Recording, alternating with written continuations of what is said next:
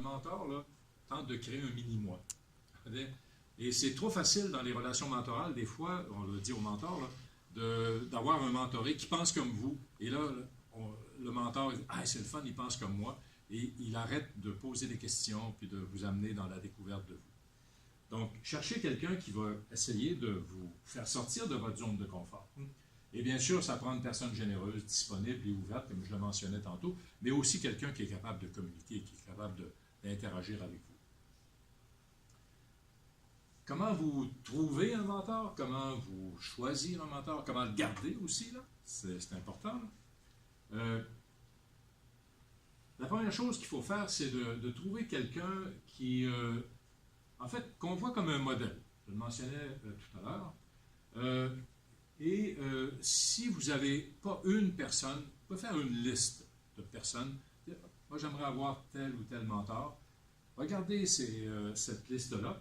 Et par la suite, eh bien, faites un petit peu de recherche. Si vous ne connaissez pas bien la personne, surtout, là, allez sur LinkedIn, savoir, OK, qu'est-ce que la personne a fait. Puis là, vous voyez si ça correspond à ce que vous recherchez. Donc, parce que là, il faut définir vos objectifs, puis vos attentes en fonction de la personne que vous ciblez.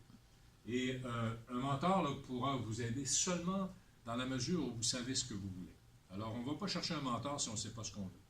Parce que le mentor, lui, il va se sentir inutile. C'est important que vous arriviez avec une liste de choses, hein, ça pourrait être très long, là, mais définissez vos objectifs, vos attentes par rapport à ce que vous recherchez chez ce mentor-là. Vous pouvez avoir d'autres mentors à qui vous allez présenter d'autres objectifs. Mais mettons, ici, on vise une personne. Et ce qu'on fait d'abord, on va communiquer avec la personne, mais on ne lui demande pas, là, pourrais-tu être mon mentor? C'est, en fait, parce que les gens, là, tout de suite, ça se peut qu'ils vous disent non, c'est pas ça que vous voulez, parce que là, ils peuvent voir la responsabilité ou ils n'ont pas le temps. Alors, demandez tout simplement à la personne au départ, peut-être d'aller prendre un café, lui dire, écoute, hey, moi, je regarde là, ta carrière, puis je trouve ça très intéressant, ça m'inspire beaucoup. On pourrait-tu aller prendre un café ensemble? Là, j'aimerais ça que tu me parles un peu comment tu y es arrivé, puis... Alors, vous allez à ce moment-là rendre le mentor plus confortable, plus ouvert à avoir une rencontre autour d'un café. Et par la suite, eh bien, là, vous allez voir comment la première rencontre s'est passée. Vous allez dire, OK, hey, ça a été bien. Puis là, posez-vous la question, est-ce que je veux vraiment passer plus de temps avec cette personne-là? Si la réponse est oui, d'abord, vous aurez fait un suivi pour remercier la personne par courriel. Et là, vous lui mentionnez que vous aimeriez ça, prendre un autre café à un moment donné, parce que, mettons, il vous a donné 1 heure, là, dire, bon, hey, on pourrait-tu reprendre ça, quand est-ce que vous auriez du temps? Puis, alors, si la personne vous répond, parce que ça peut arriver que la personne ne vous répond pas, là, vous dites, OK, je pense qu'il a compris que je voulais aller un peu plus loin. Vous pouvez tout de suite suggérer une date là, pour vraiment, comme on dit, là, intégrer ça dans l'agenda des deux personnes. Ça peut être une bière aussi? Ou Ça peut être n'importe quoi. Là. Je mets un café là, parce que je ne veux pas promouvoir l'alcool là, ici. Mais ça peut être, en fait, je propose, je dis un café, là, hein, en fait, mais je mets ça comme générique. Là. Ça peut être n'importe quoi, ça peut être même à son bureau, ça peut être n'importe où. Là. Mais l'idée, c'est que ce soit plutôt comme informel, en fait, hein, pour ne pas effrayer la personne. Là. Parce que quand on est occupé, généralement, bon, les mentors ont des postes quand même qui les occupent. Là. Et puis là, si on sent que, écoute, là, si je tombe avec lui et qu'il ne me lâche pas, là, qu'est-ce que je vais faire? Hein? Les gens n'aiment pas ça de dire non. Donc, oui, ça peut être un café, ça peut être une bière, ça peut être aller manger une pizza, ça peut être un lunch le midi, ça peut être comme vous voulez. L'idée, c'est de rendre ça là, comme une conversation où vous voulez découvrir l'autre personne. Et des fois, ça va très vite. Hein? La personne dit, écoute, même les mentors proposent ça. Des fois, ils vont dire, hey, si tu veux, on pourrait se rencontrer à nouveau, parce que ce n'est pas des rencontres qui durent très, très longtemps. Là. Et alors, donc, à ce moment-là, le suivi là, va déterminer si la relation va continuer ou pas. Puis généralement, au bout de 2 rencontres, 3 rencontres, là, vous pouvez peut-être poser la question, hey, j'aimerais ça que tu sois mon mentor. Hein? Puis là, vous vous entendez là-dessus. Et donc, vous laissez la relation évoluer naturellement. Si vous pensez que c'est juste de prendre une bière de temps en temps, vous l'avez, votre mentor. Hein? Vous n'êtes pas obligé de l'appeler mentor. Là. Vous avez juste trouvé la bonne relation avec cette personne-là. Et moi, j'ai eu un mentor. Moi, je ne l'ai jamais appelé mentor. Hein? En fait, je ne savais même pas que c'était mon mentor. Hein? Alors, aujourd'hui, on explique un peu mieux les choses. Hein? Alors, si votre mentor, d'autre part, parce que des fois, il y a des mentors qui ont envie de vous donner du feedback tout de suite. Hey, je t'ai remarqué durant la réunion, là, ben, je ne pense pas que c'est ça qu'il faut que tu fasses. Ça peut vous ébranler un petit peu. Donc, soyez ouverts au feedback là-dessus. Et bien sûr, une fois que c'est commencé, là, il faut s'investir dans la relation. Il faut aider votre mentor à vous aider. Et demander de la rétroaction de temps à autre. Pas de manière générale, là, qu'est-ce que tu penses de moi, par exemple, là, demandez des choses là, un peu plus précises à votre mentor. Hein. Et le défaut que beaucoup de gens ont, puis comme président de Mentorat Québec, là, c'est la demande qu'on reçoit le plus souvent, là, c'est de trouver un mentor. Pouvez-vous nous trouver un mentor? Et on n'est pas là-dedans du tout. Là. Et là, les gens, ils voient tout le temps le mentor, bon, comme Nicolas Lavernois, là, celui qui a créé Pure Vodka, là, bon, hey, j'aimerais ça, comment penser que je pourrais l'approcher, lui dit. Oublie ça, parce qu'il est déjà très occupé. Puis ça ne veut pas dire que c'est le meilleur mentor que tu pourrais avoir. Ton mentor, là, il est souvent pas très loin dans ton entourage. Hein. Alors, c'est les grandes vedettes ou les grands noms, là, on essaie de les éviter, parce que généralement, là, ils n'ont pas le temps, puis c'est peut-être pas le bon mentor pour vous. Puis les mentors, là, c'est des modèles, mais ils ne sont pas parfaits. Alors, donc, même si vous trouvez un mentor, puis que au bout d'un certain temps, bon, peut-être pas exactement comme je l'avais prévu, c'est correct. Hein? Prenez ce que vous pouvez de ce mentor-là, puis essayez de voir comment est-ce qu'il pourrait vous aider le mieux possible. Le mentoré, de son côté, lui, avec le mentor, a des responsabilités aussi. Alors, d'après vous, qui doit prendre la responsabilité de la relation mentorale? Est-ce que c'est le mentor, le mentoré, la mentorée, ou les deux également? Le mentoré. Je vous ai donné quelques cues tantôt là-dessus. Là. Ouais, c'est ça. Alors, c'est effectivement le mentoré qui doit guider la relation mentorale. Parce que c'est le mentoré qui a des besoins, qui a des objectifs à atteindre. Le mentor n'est pas là pour vous infuser là, des sciences ou des connaissances. Il faut lui dire ce que vous voulez. Donc, le rôle du mentoré, c'est de prendre vraiment l'initiative de la relation. Planifier, organiser des rencontres avec votre mentor. Préparer chaque rencontre avec certains objectifs qu'on peut même communiquer d'avance. C'est-à-dire, j'aimerais ça, lors de notre rencontre, parler de telle ou telle chose. Hein. Et se mettre dans une position d'apprentissage. On n'essaie pas d'impressionner notre mentor. Là. On est là pour apprendre. Donc, il ne faut pas avoir peur de dévoiler ses attentes, ses forces, ses faiblesses, ses besoins. Et être capable de recevoir la rétroaction du mentor comme si c'était un peu un cadeau. Donc, dire, il me donne un feedback, mais ça va me permettre de me développer.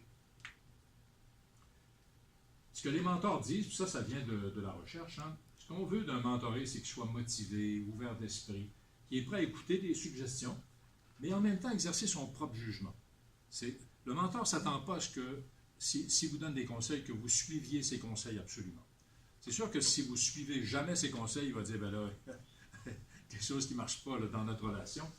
Mais il va s'attendre à ce que vous adaptiez ces conseils à votre situation, à qui vous êtes. Alors, vous êtes disponible, vous êtes ponctuel, donc si on met une date pour les rencontres, ben, il faut les respecter puis arriver à temps. Le mentoré écoute autant que le mentor, en fait, hein, et il va partager. Le mentoré est aussi préparé pour ses rencontres. Les mentors aiment beaucoup ça parce que là, ils se sentent vraiment utiles. La relation mentorale, c'est une relation qui suit un certain nombre de phases. Hein. Et là, on présente ici, par exemple, une relation mentorale, mettons, d'1 an, qui va durer. Alors, le début de la relation, c'est vraiment pour apprendre à se connaître. Hein. On ne saute pas tout de suite dans le mentorat comme tel, généralement, si on a une relation à plus long terme. Et il faut travailler sur la relation. Quand on forme les mentors, on dit travaillez d'abord sur la relation. Ne faites pas du mentorat dès le début. Parce que si la relation n'est pas bien établie, si la confiance n'est pas là, on n'aura pas les résultats vraiment qu'on souhaiterait avoir. C'est un peu plus tard, quand on avance dans la relation, c'est là que le mentor va vous donner du feedback. Il va vous amener en dehors de vos zones de confort. Et éventuellement, il faut finir la relation. Moi, ce que je dis, bon, il faut peut-être mieux la redéfinir. surtout dans les programmes structurés, on dit aux gens, bon, terminez la relation, mais on laisse libre les gens de se rencontrer au trimestre, hein, aller prendre un café de temps en temps, répondre à un courriel, peu importe. Mais la relation se construit en cours de route. Et c'est normal parce qu'on est dans une sorte d'expérience humaine, où on se découvre. J'appelle ça un mariage arrangé. Il faut se découvrir l'un et l'autre. Et puis, il n'y a pas de relation de pouvoir, donc il n'y a personne qui est obligé d'être là. Donc, il faut faire un petit effort pour se rapprocher, pour se comprendre et pour se faire confiance. Les conversations mentorales, c'est vraiment là que ça se passe. Donc, les interactions entre le mentor et le mentoré, ça prend d'abord un bon jumelage. Donc, il faut avoir trouvé le bon mentor. Et dans les programmes structurés, c'est très important le jumelage qui se fait. Généralement, on essaie de donner la liberté aux mentorés de trouver le mentor qui leur convient, quand c'est possible. Et le jumelage va permettre à ce moment-là en fait, d'avoir le bon mentor qui va me permettre d'apprendre ce que je veux vraiment apprendre. Alors, ce qu'on essaie de voir dans une relation mentorale, les choses qu'il faut comme mettre ensemble, c'est les personnalités. Est-ce qu'il y a une relative compatibilité? On n'est pas obligé d'être complètement compatible. Est-ce que les besoins, les objectifs initiaux du mentoré ont été bien définis, comme on le mentionnait tantôt, quitte à les modifier en cours de route. Mais au départ, on est mieux de partir avec quelque chose qui est assez précis. Et de voir comment est-ce qu'on peut l'appliquer. Donc, les pratiques là, professionnelles du mentor, ça doit être en lien avec les objectifs du mentoré. Donc, il faut que le mentor sache un peu de quoi vous parlez et ce que vous voulez améliorer. Quelques intérêts partagés, mais pas forcément. Par exemple, en mentorat d'immigration, ce qu'on demande au mentor, c'est si vous mentorez, par exemple, quelqu'un du Brésil, allez manger dans un restaurant brésilien, comprendre c'est quoi la culture brésilienne, la nourriture brésilienne. Il faut avoir des styles d'apprentissage qui ne soient pas trop différents. Mettons, si mettons, le mentor vous recommande, par exemple, de lire des articles ou de lire des livres, puis vous, c'est la dernière chose que vous voulez faire dans la vie, parce que vous n'apprenez pas comme ça, vous apprenez en discutant ou en parlant, bien, il est probable que vous allez peut-être pas avoir une relation qui soit, je veux dire, très productive. Dans toute relation mentorale, il y a deux aspects. Puis ça, la recherche est assez claire là-dessus.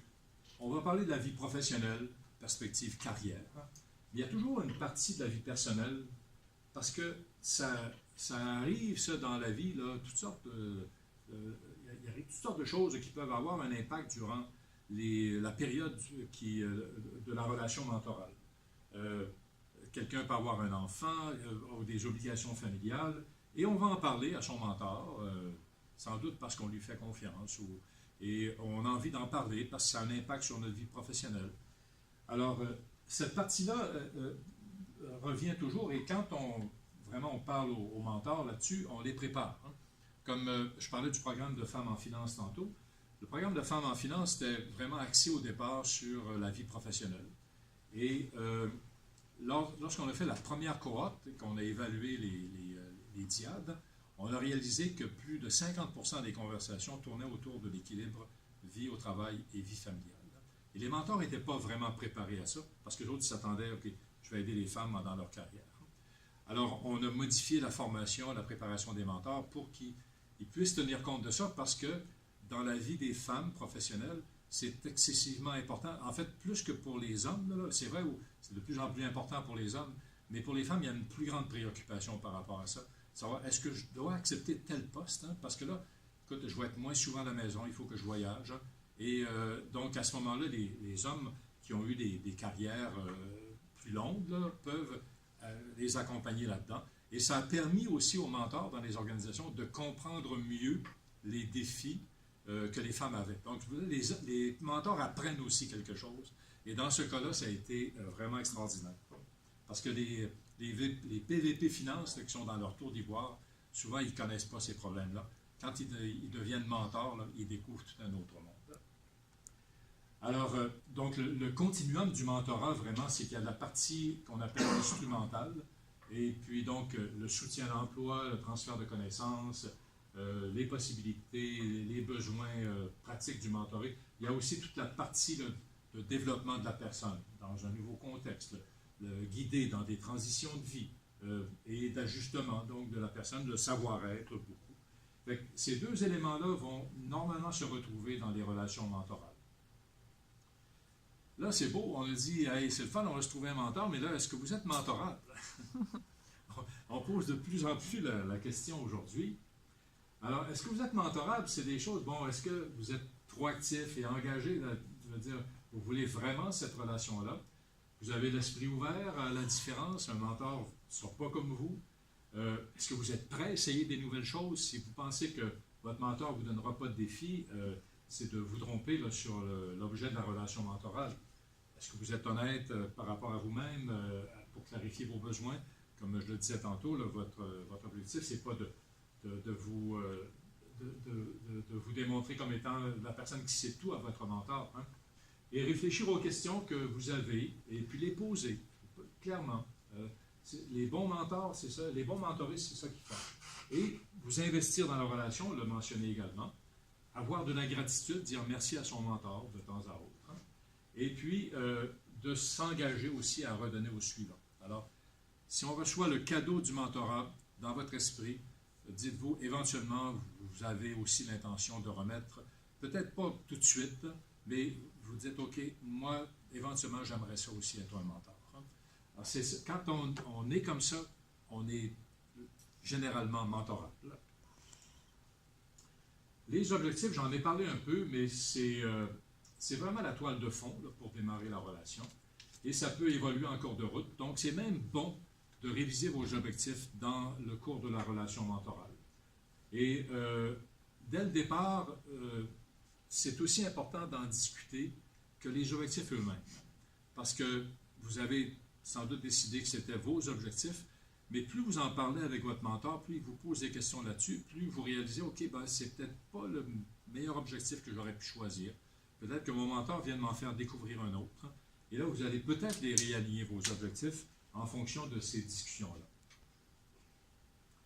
Alors, votre stratégie, puis là, je ne passerai pas beaucoup de temps là-dessus, là, mais c'est que vos objectifs, ça doit être assez spécifique, mesurable dans le sens que vous êtes au point A, puis là, si j'ai vraiment une belle relation mentorale, je devrais sans doute arriver au point B, qui peut être qualitatif, quantitatif. Généralement, c'est plutôt qualitatif. Il faut que je sois réaliste. Si vous voulez devenir, si vous êtes, je ne sais pas, directeur, et vous voulez devenir vice-président ou vice-présidente, ça se peut que ça n'arrive pas dans la même année que vous avez eu le mentorat. Donc, alors, à la fin du mentorat, il est probable que vous aurez un autre plan d'action. Donc, bâtir un plan d'action, comment vous y arrivez, dans le sens que ça se peut que le mentorat soit accompagné d'autres choses, de participer à des séminaires, de prendre une formation. Donc, le mentor est là pour une certaine partie de votre apprentissage, mais mettez dans votre plan d'action d'autres choses qui vont peut-être accompagner votre démarche. Et toujours réfléchir en termes de vos objectifs, là, des objectifs, de savoir qu'est-ce que ce mentor-là peut vous apporter. Mettez-vous dans la tête là, que le mentor va vous apporter seulement ce qu'il peut. Il ne pourra pas tout vous apporter. D'ailleurs, on va le voir au niveau déontologique. Il ne faut pas que les mentors essaient de sortir de leur zone d'expertise ou de leur expérience. Donc, dès le départ, c'est important que les deux sachent exactement c'est quoi le mentorat, c'est quoi une relation mentorale. Et si les deux comprennent bien ça, il est probable que la relation mentorale produise des résultats satisfaisants pour les deux partenaires. On pose souvent la question, on se rencontre combien de temps? Bon, généralement, on se rencontre à toutes les 3 ou 4 semaines. Les rencontres, 60-90 minutes, c'est plutôt dans les 60 minutes, 1 heure, 1 heure et quart, là, que la durée se manifeste dans les recherches, en tout cas qu'on voit là, sur le mentorat. Et il y a une raison pour ça, c'est qu'il ne faut pas que ce soit trop lourd pour le mentor. Hein. Donc, on essaie que le mentor trouve ça agréable, mais qu'on ne lui impose pas là, des rencontres de 2-3 heures. Hein. Le lieu aussi, ça peut influencer la qualité des échanges. C'est trouver un endroit où c'est confortable, dans le sens que c'est calme, c'est discret, puis qu'on parlait de confidentialité tantôt, que tout le monde n'entend pas ce que vous dites. Là. Et un endroit neutre, si possible, et ça, on le demande aux mentors, de sortir, de ne pas faire de mentorat derrière leur pupitre, hein, de trouver un endroit où il n'y a pas de signe de pouvoir, autant que possible, donc un endroit neutre. Et s'assurer qu'on est disponible, on ferme son téléphone cellulaire, pas de distraction, pour vraiment profiter de cette période-là au maximum. De temps en temps, c'est le fun de changer d'endroit, même d'heure de la journée, parce que dans toutes les relations, la routine, ça s'installe facilement. On rencontre notre mentor à tous les matins. Là, au bout de 6 mois, c'est pareil comme si on allait au bureau, là, quasiment. Là. Alors, des fois, de le faire le midi ou en fait, en faire l'après-midi. Donc, ça peut changer la dynamique de la relation. Ou changer d'endroit, si on va toujours au même café ou même prendre la même bière. On va dire, OK, bon, cette fois-là, on va aller prendre, je ne sais pas trop, là, un cocktail, par exemple. Bon. C'est à la mode de ce temps-ci. La question de la compatibilité, j'y reviens un peu parce que tout le monde recherche la chimie, en fait. Hein? On aimerait ça que ce soit comme, écoute, merveilleux, le miracle. Ce qu'on recherche surtout, c'est une certaine compatibilité. Et on travaille ensemble pour atteindre des objectifs communs. Et on a un certain intérêt à travailler ensemble. Et au niveau émotionnel, le lien va sans doute se développer à la longue. Mais ne cherchez pas au début tout de suite le lien émotionnel. Dans certains cas, ça arrive, là, la première rencontre, là, les gens, là, ils s'entendent bien. Parfois, ça peut prendre 2, 3 rencontres, 4 rencontres même. Mais on a plutôt intérêt à travailler sur nos objectifs si le lien émotionnel n'est pas présent comme tel. Quand on est en fait dans une relation où il y a de la chimie, c'est beaucoup plus intense, c'est beaucoup plus personnel. L'amitié en particulier, c'est une relation où il y a de la chimie. Mais on ne peut pas prévoir ça, c'est imprévisible. Mais dans une relation mentorale informelle, alors si dans votre cas, par exemple, c'est une relation informelle, il est probable qu'il y ait plus de chimie que dans des programmes structurés. Alors parce que vous allez vraiment chercher la personne, ce n'est pas quelqu'un qu'on vous propose, c'est vous qui allez le trouver. Et il est possible qu'il y ait davantage de chimie qui se manifeste. Et d'autre part, si ça ne marche pas, votre relation mentorale, dites-vous que vous êtes dans mettons, une relation sur 5 qui ne fonctionne pas.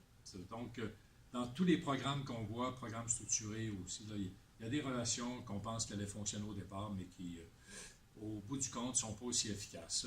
On essaie de gérer ça, en fait, dans les programmes. Là. En fait, quand c'est informel, on est plus dans le mode de dire, ben, merci beaucoup, je pense que ça a été des belles rencontres, hein, puis, en fait, on se reverra si nécessaire, mais je pense que j'ai obtenu ce que je cherchais. Et on peut terminer la relation de cette manière-là.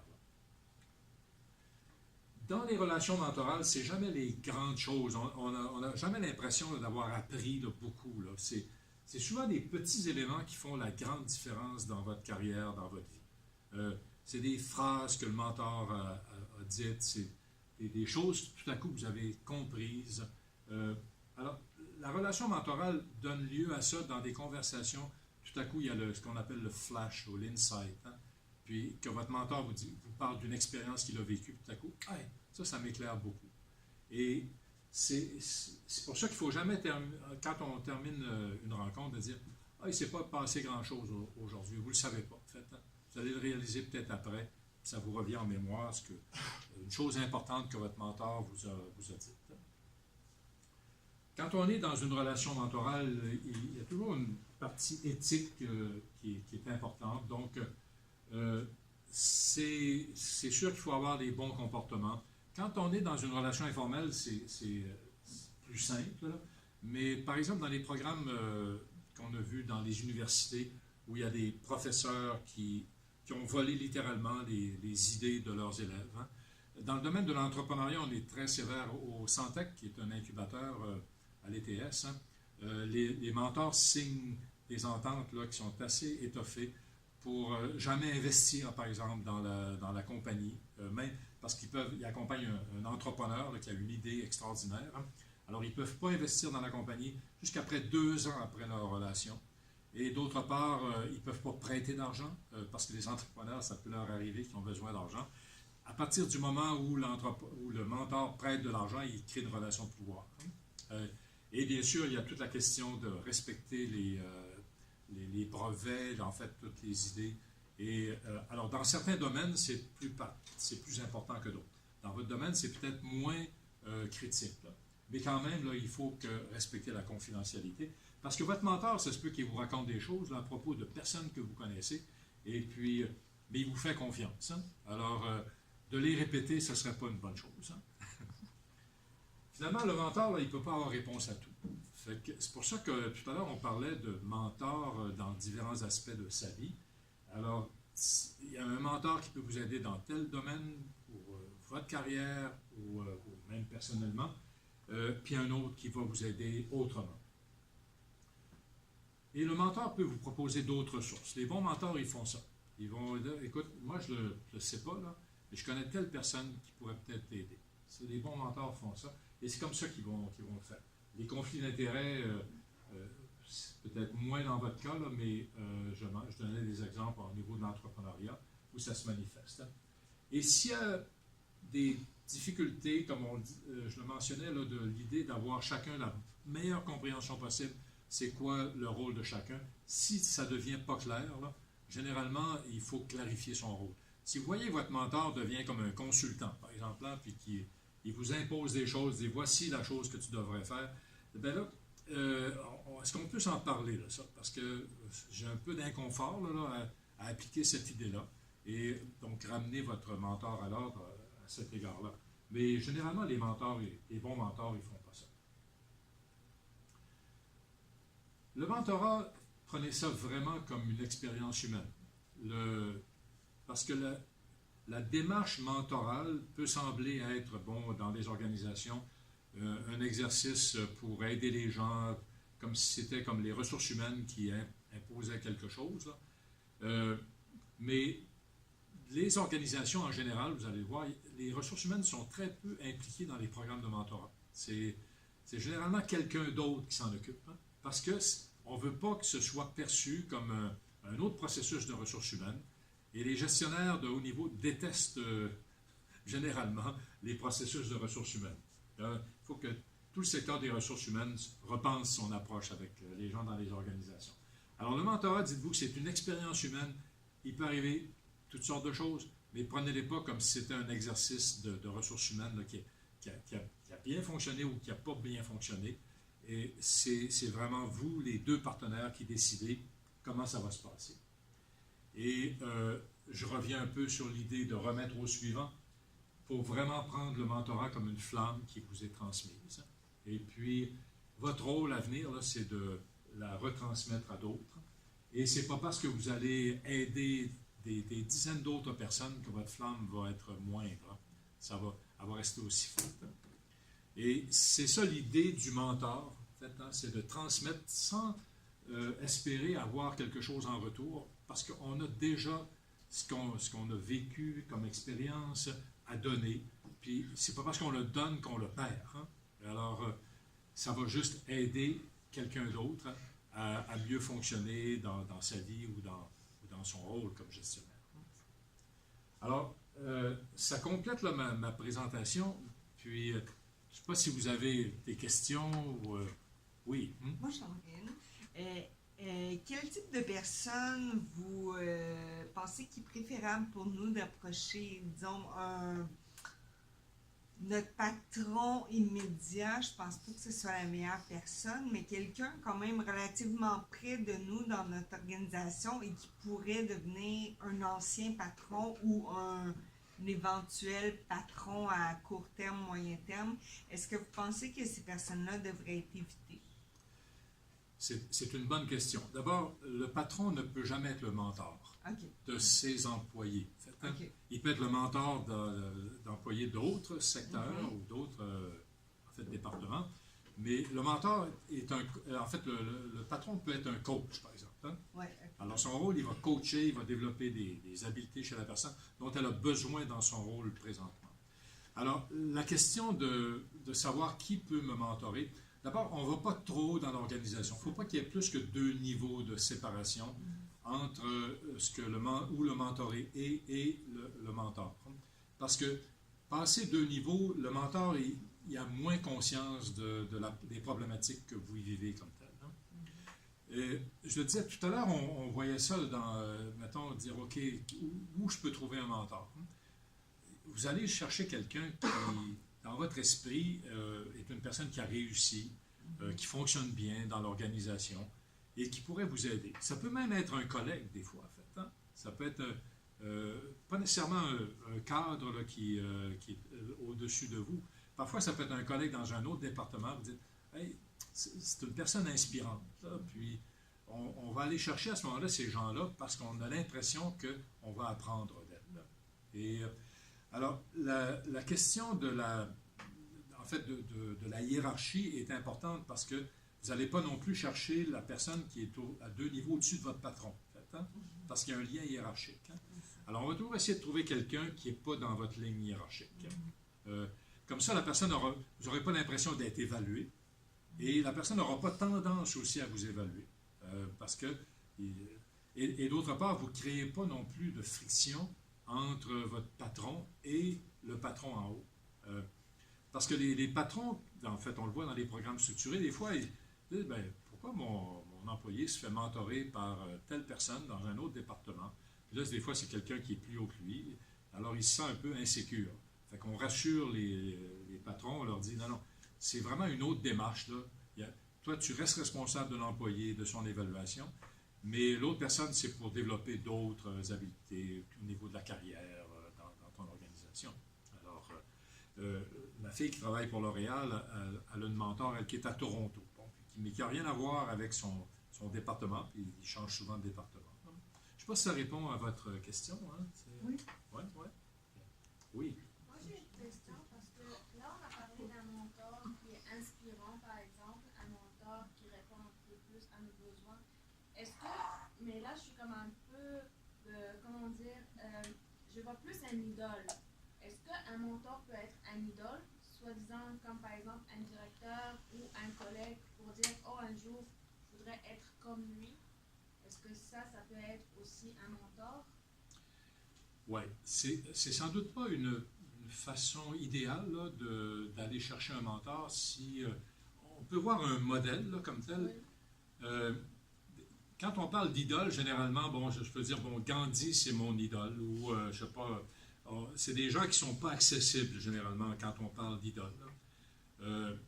Quand on parle de modèle, c'est que c'est un modèle qu'on ne veut pas nécessairement reproduire, mais dont on veut s'inspirer. Mais ça se peut qu'on ait beaucoup d'admiration pour quelqu'un. Mais il faut aussi ne pas entrer dans le piège là, d'essayer de devenir la même chose que cette personne-là. Vous êtes une personne différente généralement là, de votre idole ou de la personne que vous admirez. Et cette idole-là ou cette personne-là devrait vous aider à devenir ce que vous êtes ou ce que vous pouvez devenir. Donc, je ne sais pas si ça répond à votre question, là, mais il faut faire attention là, de tomber dans le piège de vouloir répéter ce que l'autre personne a fait, parce que le contexte est différent, mettons, où vous êtes, de ce qui a permis, par exemple, à l'autre personne de réussir et d'arriver où elle est aujourd'hui. Là. Mais effectivement, on peut avoir beaucoup d'admiration pour quelqu'un, et c'est une bonne porte d'entrée, en fait, même, là, quand on approche la personne, de dire, écoute, moi, j'admire beaucoup ce que tu fais, j'admire beaucoup comment tu fonctionnes dans l'organisation. Et j'aimerais ça qu'on aille prendre une bière ou un café ensemble. Là. Ça va, oui? Oui. Ouais, d'ailleurs, je ne l'ai pas fait comme ce soir, mais ici, là, mais j'ai une diapositive là, où je mets, mettons, je sais pas, vous mettez René Lévesque, vous mettez Charles de Gaulle, et puis Oprah Winfrey, puis vous dites, OK, bon, ils sont tous toutes des personnes qu'on admire, puis qui sont des idoles un peu, là. Mais la plupart sont morts. Et puis, et d'autre part, ils sont inaccessibles. Hein. Ça fait que, alors, c'est pas là qu'il faut chercher nos mentors. On va les chercher dans notre environnement. D'autres questions? Ouais? Dans les cas, 1 sur 5 en moyenne qui ne fonctionne pas, est-ce que c'est plus le mentor le problème ou le mentoré? Bien, ça peut arriver qu'au départ, là, ce qu'on voyait comme un jumelage qui allait bien fonctionner, en se découvrant de mieux en mieux, on réalise qu'on n'a peut-être pas assez d'atomes crochus là, pour travailler ensemble. Hein? Ou qu'on croyait que le mentor allait avoir certaines habiletés au niveau communicationnel, mais là, tout ce qui ne vous pose pas de questions, c'est lui qui parle tout le temps. ce qu'on demande au mentor, c'est de parler 20% du temps, puis vous laissez parler 80% du temps.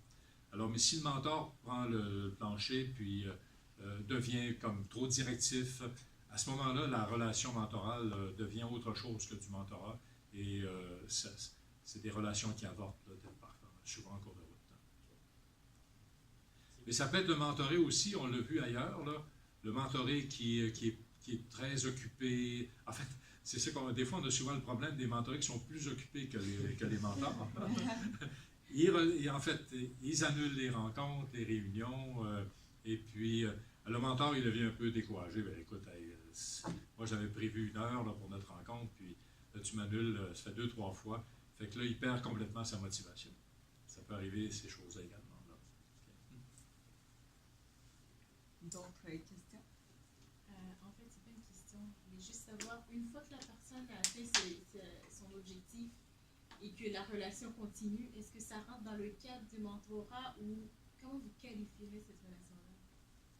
Ça peut devenir toutes sortes de choses. En fait, on a vu dans certains cas, c'est devenu de l'amitié, par exemple. Il y a des gens qui poursuivent des relations. Par exemple, moi, j'ai mentoré des jeunes immigrants il y a 5 ans. Et ils communiquent encore avec moi pour me faire savoir ce qu'ils font. Il y en a un, par exemple, qui vient d'aller, qui est parti de Montréal à aller à Toronto parce qu'il va apprendre l'anglais. Là. Et c'est un Martiniquais, donc good luck. Hein. Fait que, et puis, mais il voit ça comme un défi là, à réaliser. Et il est intéressé à me le faire savoir. Hein. Alors, mais on n'a pas de rencontres régulières. En fait, on s'est vu la dernière fois, il y a 2 ans, d'aller prendre un lunch ensemble. Là. Mais la relation est plutôt comme une relation amicale, là, je dirais. Là. Alors, mais c'est les 2 partenaires qui décident. Là. On dit, bon, vous décidez ce que vous voulez. Il y a des gens qui vont entretenir des relations durant des années, là, comme tel. Là. Il y en a d'autres, ils se sont rencontrés durant un certain temps, puis ça s'est terminé là, puis c'est correct aussi. Là. Alors, donc, il ne faut pas se créer d'attente, dans le fond, à cet égard-là.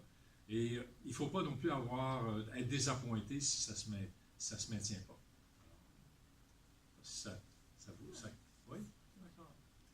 Alors, des commentaires, ou je ne sais pas si vous avez trouvé ça utile, là, parce que Mme Paquette me dit, c'est peut-être de leur donner le goût d'avoir un mentor ou de se lancer dans une relation mentorale. Et je ne sais pas si je vous ai donné en tout cas assez d'indicateurs là, pour dire, OK, ben, peut-être ça me tenterait. Ouais. Y a-t-il un pays qui est leader en mentorat? C'est-tu le Brésil ou la Suède ou au Québec, on est très bon? Ou, c'est drôle, les Français, en fait, ils disent le mentorat est issu du Québec. Hein? Mais non, le mentorat, ça vient de la France, comme vous l'avez vu tantôt. Au Québec, on a eu quelques experts, en fait, en particulier René Hood, qui, depuis 25 ans, s'intéresse au mentorat. Et puis, Mentorat Québec, par exemple, au Canada, on est la seule organisation de ce type-là qui fait la promotion du mentorat. Aux États-Unis, il y a beaucoup de mentorat qui se fait, mais c'est orienté essentiellement vers la jeunesse à risque. Et c'est vrai aussi dans certains pays européens. Mais en Europe, là, ça commence seulement. En Asie, ils ont eu un premier colloque aux Philippines là, il y a quelques jours, en fait, sur le mentorat. Mais c'était vraiment la première fois là, qu'ils avaient comme un événement où ils parlaient de mentorat. Alors, je dirais, les États-Unis et le Canada sont sans doute des pionniers dans le domaine du mentorat. Parce qu'aussi, il y a beaucoup de recherches là, qui a été faite là, par les universités américaines. Là, dans le secteur de l'éducation, de la santé et du monde des affaires, mais plus dans le secteur de l'éducation et de la santé, il s'est fait beaucoup de recherches parce que vous avez toujours les cobayes qui sont près de vous. Là, en fait, hein? Donc, vous avez des élèves, par exemple, qui sont avec vous durant 5 ans à l'université ou 4-5 ans. Fait que là, vous pouvez faire de la recherche avec eux parce qu'ils ne quittent pas. Là. Il y en fait, il y en a quelques-uns qui quittent. Hein? Dans le monde organisationnel, c'est plus difficile parce que les gens changent d'emploi. Alors, quelqu'un est mentor dans cette organisation-là, puis après ça, on va le retrouver ailleurs. Et on ne peut pas continuer la recherche. Hein. Donc, aux États-Unis, vous avez beaucoup de recherches qui se fait en termes de mentorat. Mais en Amérique latine, maintenant, on commence à voir, là, surtout dans le domaine de l'ingénierie, par exemple, là, dans les écoles d'ingénierie, on leur donne des mentors de plus en plus. et en médecine également. L'Angleterre a été plus avant-gardiste là-dedans. Maintenant, là, les gens là, qui sont en faculté de médecine ont automatiquement presque un mentor. Au Québec, ça s'en vient tranquillement. Ce qu'on fait au Québec, surtout, c'est avec les plus jeunes médecins de 0 à 5 ans de pratique, qui connaissent un taux d'anxiété très élevé durant cette période-là, et de leur donner un mentor plus expérimenté, plus âgé. Ça leur permet un peu de diminuer leur niveau d'anxiété, de s'intégrer dans le secteur de la santé, d'avoir des collègues de travail qui ne sont pas toujours fins, de travailler avec des patients pour vrai, là en fait. Hein? Là, vous êtes tout seul devant le patient, ça crée un niveau d'anxiété. En fait, on peut pas, on pense que ça ne se peut pas, là, mais oui, ça crée un niveau d'anxiété très élevé chez les jeunes médecins en particulier. Alors, donc, ici, là, au niveau des professions, ce qu'on voit, là, en fait, l'Ordre des conseillers en ressources humaines, les ingénieurs, les architectes, tout le monde a des programmes de mentorat. Ce qui n'existait pas il y a, mettons, 10 ans. Le barreau du Québec, le jeune barreau, tout le monde a des programmes de mentorat aujourd'hui. Et là, vous avez des gens qui viennent, mettons, de différentes organisations. Mais l'objectif est au niveau professionnel. Alors, ça crée des liens entre les gens développent leur réseau. Les enseignants, ils n'ont-tu les enseignants, au niveau secondaire, oui, la Commission scolaire de Montréal, ils ont un programme depuis plusieurs années qui fonctionne plus ou moins bien. Mais là, je travaille avec la Commission scolaire de Montréal, par exemple, au niveau des spécialistes, hein, parce qu'ils ont un problème d'abord d'embauche, mais aussi de rétention. Et là, ils ont créé un programme de mentorat où ils leur donnent des directeurs d'école qui sont des mentors. Et puis, alors, ils espèrent en tout cas là, être capables de les garder un peu plus longtemps là, dans le système avec cette approche-là. Mais je prends l'exemple du Cégep Édouard-Montpetit. Il y a 2 ans, ils ont embauché 100 nouveaux gestionnaires parce que là, les boomers prennent leur retraite, là, puis ça sort, là, en fait. Hein. Ils ont perdu 35% des nouveaux effectifs dans la première année. Et alors là, pourtant, ils se sont dit, mais écoute, on leur a donné 2 journées d'intégration, puis on pensait qu'ils étaient prêts. Mais quelqu'un qui arrive dans un système comme celui d'un cégep, par exemple, puis qui n'est pas accompagné, peut devenir très frustré à propos des règles administratives. Là, il y a beaucoup de monde quand même. Alors, il leur donne un mentor durant 1 an pour savoir à qui parler, puis aussi pour régler, mettons, quelques frustrations qui peuvent survenir. Et là, le programme, en fait, ils en ont perdu beaucoup moins cette année. Une autre chose qu'ils ont réalisé, c'est que au niveau de l'embauche, dans un cégep comme le Édouard-Montpetit, il ne va pas chercher quelqu'un du domaine privé. Essaie d'avoir quelqu'un qui a été, mettons, dans le domaine public ou parapublic, là, qui comprend la complexité des organisations et qui est capable de vivre avec ça. Autrement, là, tu peux devenir frustré. Puis, alors, en tout cas, c'est une des démarches qu'ils ont faites. Est-ce que vous pensez que ça pourrait être souhaitable ou que ça existerait déjà ou à court terme d'avoir un programme de mentorat pour la fonction publique québécoise? En fait, il existe déjà des choses dans la fonction publique. En fait, la fonction publique québécoise, c'est sans doute une des premières organisations qui a implanté du mentorat il y a déjà plus qu'une quinzaine d'années. Il y a même un guide qui existe là, qui est très bien fait. Mais vous voyez, il y a quelques semaines, j'étais à Québec avec le groupe en fait des emplois supérieurs, donc tout ce qui est sous-ministre là, et quelques sous-ministres adjoints, qui ont un programme de mentorat pour préparer la relève. En fait, hein? Donc, eux autres, le programme existe depuis, je pense, 5 ou 6 ans. Avec des hauts et des bas. Puis là, c'est ça, là, quand il y a un changement de gouvernement, il y a toujours un peu, là, des fois, du remue-ménage là, qui se fait. Mais là, ils veulent le relancer parce que là, ils savent que peut-être pour les 4 prochaines années, ça va être tranquille. Là. Et puis, ils veulent préparer les plus jeunes gestionnaires là, à monter dans l'organisation parce qu'ils ont le problème, eux autres aussi, là, des boomers qui prennent leur retraite. Là. Il y a des sous-ministres qui sont là depuis 25 ans, qui